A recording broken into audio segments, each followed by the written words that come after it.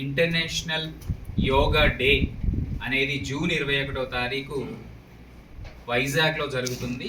మన గౌరవనీయులు ప్రధానమంత్రి గారు, మన గౌరవనీయులు రాష్ట్ర ముఖ్యమంత్రి గారి ఆధ్వర్యంలో వైజాగ్లో 5 లక్షల మంది ప్రత్యక్షంగా యోగా, రాష్ట్ర వ్యాప్తంగా 2 కోట్ల మంది యోగా చేయడానికి సన్నాహాలు చేస్తూ ఉన్నాం. దాంట్లో భాగంగానే మనము అంగన్వాడీ టీచర్స్, హెల్పర్స్, ఆశా, ఏఎన్ఎంలతోని మదనపల్లిలో 6,000 మందితోని మనము యోగా చేయడం జరిగింది. రెండవది వచ్చేసి నందలూరులో సౌమ్యనాథ ఆలయంలో ఒక 1100 మందితో కలిసి మనము ఆ టూరిస్ట్ డెస్టినేషన్లో కూడా చేయడం జరిగింది. అదొక 1100 సంవత్సరాల ఓల్డ్ టెంపుల్, అక్కడ చేసుకున్నాము. ఇక థర్డ్ వచ్చేసి మనము మన జిల్లా పేరు అన్నమయ్య, అలాగే మన అన్నమయ్య మన జిల్లాలో తాళ్ళపాక గ్రామంలో రాజంపేట మండలంలో జన్మించడం జరిగింది.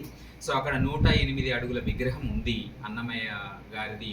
సో అక్కడ ఆ టూరిస్ట్ డెస్టినేషన్లో కూడా మనము 7వ తారీఖు ఇంటర్నేషనల్ డే ఆఫ్ యోగా జరుపుతున్నాం. మరి 617వ జయంతి ఉత్సవాలు జరుపుకుంటున్నాము అన్నమయ్యది. సో దానికి అనుగుణంగానే అక్కడ స్పేస్ కూడా అంతే ఉంది, ఎక్కువ లేదు. 617 మందితో యోగా చేస్తున్నాము.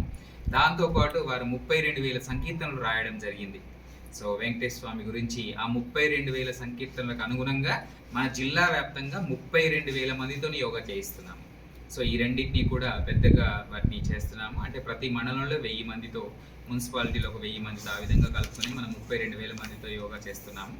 సో ఇది కూడా మీరు ఆ రోజు మీరందరూ రావాల్సిందిగా, పార్టిసిపేట్ చేయాల్సిందిగా, జిల్లా వ్యాప్తంగా కూడా మీరంతా కవర్ చేయాల్సిందిగా మీ నుంచి కోరుకునేది ఏంటంటే, మీరు మరియు మన జిల్లా ప్రజలందరూ కూడా యోగాని వాళ్ళ జీవితంలో భాగస్వామ్యం చేసుకొని, సో తద్వారా వారు ఇంటర్నేషనల్ యోగా డే తర్వాత కూడా వారి జీవితంలో యోగాని ప్రాక్టీస్ చేస్తూ శారీరకంగా, మానసికంగా, ఆధ్యాత్మికంగా పరిణితి చెందాలని కోరుకుంటున్నాను.